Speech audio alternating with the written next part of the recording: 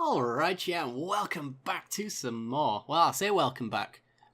Welcome back if you watch the Twitch VODs. If you only watch the YouTube stuff, specifically the stuff that's come from YouTube, welcome. This is Magic Arena. I do apologise for the lack of Arena YouTube videos, specifically, over the past few weeks, but I've not really had a deck that I wanted to show off until now, so I've kind of been building a few decks, and then cats just fell upon my lap. I ended up getting a Regal Caracol in a random card win, so I ended up having extras. So I've been pretty much like, yes, let's make cats a thing. So I've been working on this a little bit. Managed to get two the Anointed Processions, wherever they are, right there. Managed to get an extra one of those. I got that one from a wild card though, because I expected I'd probably use it. But yeah, anyway, this is cats. So I don't know whether to show you it on this screen or on the other one. I suppose this screen's the better one. Although I wish you could get rid of this so I could show you a full deck preview. That's one thing that I wish Arena would add. But it is in beta, and maybe that will come at some point. I could also export it and use it on a website or something like that, but I kind of feel like showing you the client also works for us. So, cats. What does it do? It's a cat tribal deck. It makes cats. So the major payoff right now is Regal Caracol. So for 3 and 2 white, it is a kitty. And other cats you control get +1/+1 and have lifelink. When it enters the battlefield, create 2/1/1 white cat creature tokens with lifelink. So this deck basically just generates a metric ton of life, which is how it usually wins. If you are winning with this deck, you are going to win on 30 plus life. That's usually the way that it works, just for the nature of it. So we've got a lot of cat lords in this deck. We've got the Regal Caracol, which gives all cats +1/+1. Then we've also got Radiant Destiny as well. Radiant Destiny is a 2 and a white enchantment with Ascend. So Ascend says if you've got 10 or more permanents on the battlefield, do something special. You get the City's Blessing, essentially. As it enters the battlefield, you choose a creature type.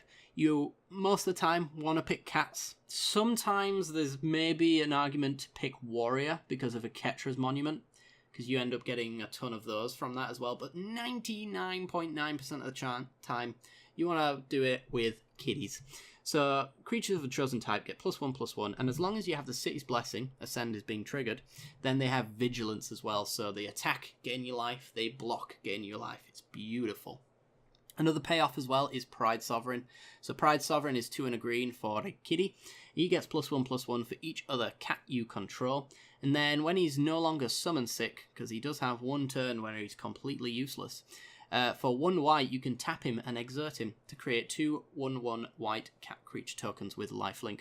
So you could block and exert, and then he would pump himself up. He starts at a 2/2, for some reason the thing wasn't there. So you could block and exert, and he'd be at 4/4 at the bare minimum on an empty board state.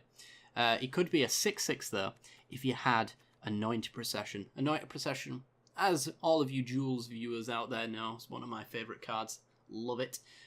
3 and a white enchantment. If an effect would create 1 or more tokens under your control, it creates twice that many of those tokens instead. So Pride Sovereign creates 4 for 1 mana.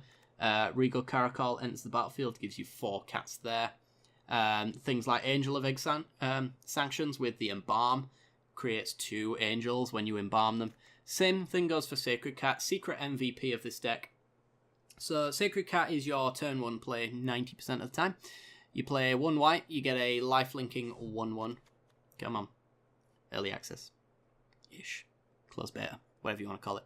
It's a 1/1 lifelink, but you can embalm it out, so you embalm it back as a token. So if you've got Anointed Procession, when it dies, you embalm it for 1 mana, and you get 2 copies of it as well. That, in addition to all of the Lord effects as well, means that Sacred Cat is usually not going to be a 1/1 for very long. You can get him up to like a 5/5, I think. Yeah. 3 Regal Caracols for +3/+3, a Radiant Destinies for +2/+2, so +5/+5 on a Sacred Cat for 1 mana. That's like Magical Christmas Land, but it has happened to me. I have managed to make that work, so that is the thing. I'll say what this deck does lack is a Huatli Radiant thingy. Where are you? I don't own any right now. Where are you? Radiant Champion. So Radiant Champion, if you can get a Mythic and you want to invest in this kind of deck, get Huatli Radiant Champion. Her +1 puts her into ultimate almost immediately if you're in a good spot, and then a -8 wins you the game. You get an emblem whenever a creature enters the battlefield under your control. You may draw a card, so you can't mill yourself out with this unless you're actively drawing too many cards. But something like a Regal Caracol, just on its own, is a 5 mana, get 5 power on the board and draw 3 cards, so you can imagine how broken she is. And maybe 1 or 2, I think, in this deck would be the sweet spot. A Ketra's Monument might see some cuts at that point for Huatley, I'm not quite sure. So many good cards in this deck, though. Anyway, Adorned Pouncer is another card that we need a little bit more of, but we do find on just 1.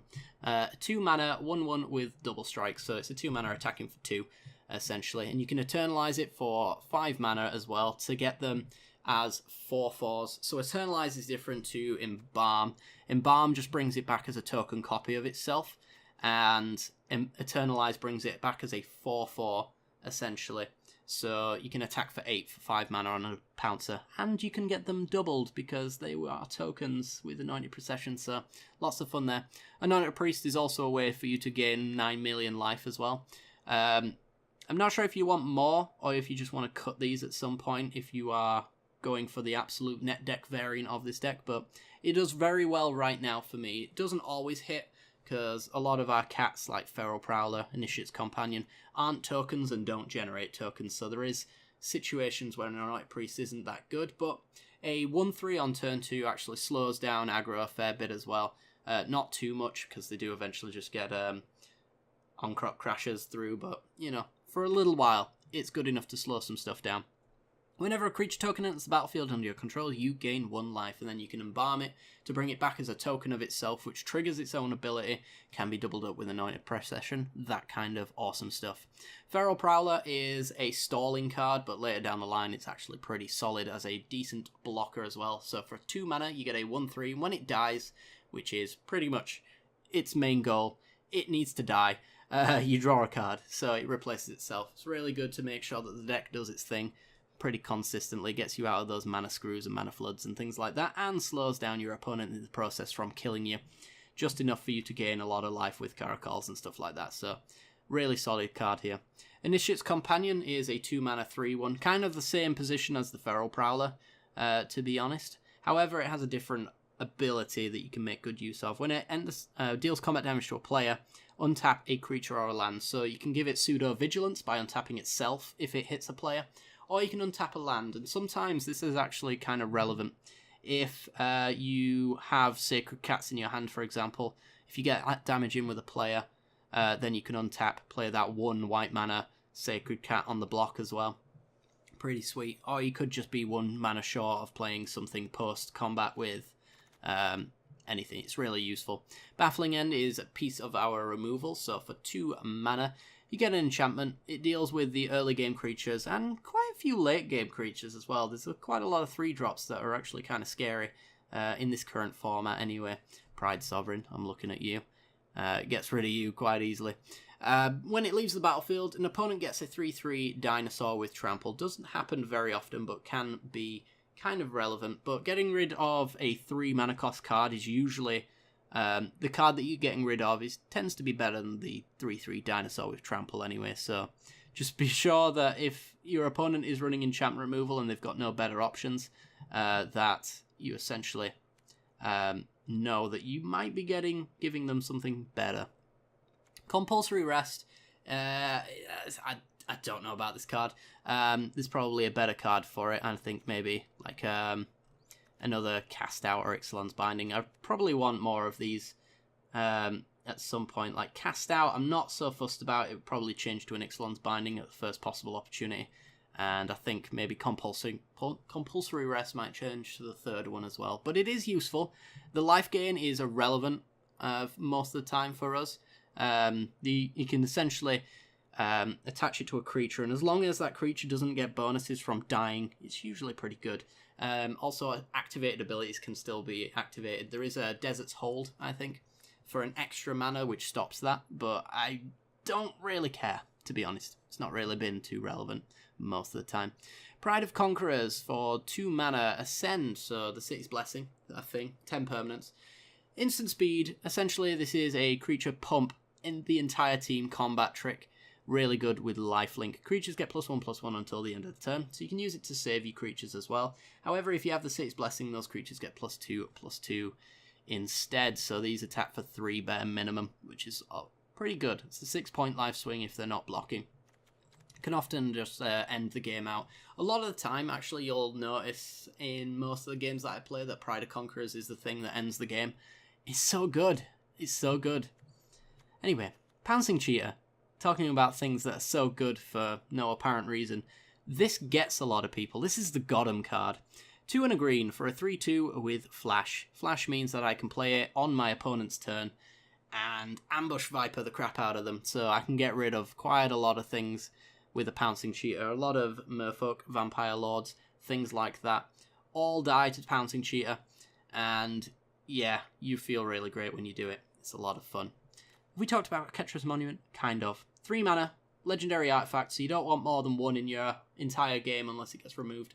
White creature spells you cast cost 1 less to cast. It's partially relevant.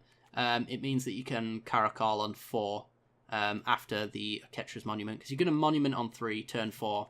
You could Caracal. So it does have some uses. All of our 5-drops are white, so being able to play 5 drops on 4 because of the Ketra's Monument is actually really useful. So it does have its bonuses, and of course the Monument is of a kitty, so it's flavor win.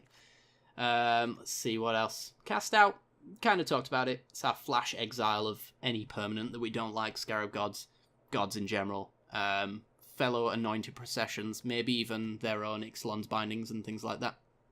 Speaking of Ixalan's Binding, it's the slower Cast Out, but it's the better Cast Out.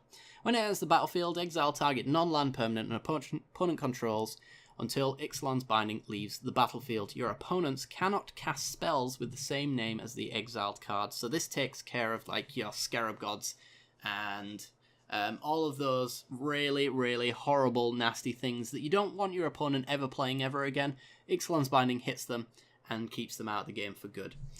One of our mass removal packages, we've got Settle the Wreckage. If your opponent's feeling very silly and attacks all out, Settle the Wreckage is absolutely destructive. So for 2 and 2 white, instant speed, exile all attacking creatures target player controls. That player may search his library for that many basic land cards and put them onto the battlefield tapped. Then shuffle his or her library. So you know those moments where you're completely dead on board and your opponent feels really cocky and just attacks him with everything. Settle the Wreckage will just end their game and you will win. It's just that good. Angel of Sanctions is kind of like our Ixalan's Binding. Well, it's kind of like our Cast Out, but in creature form.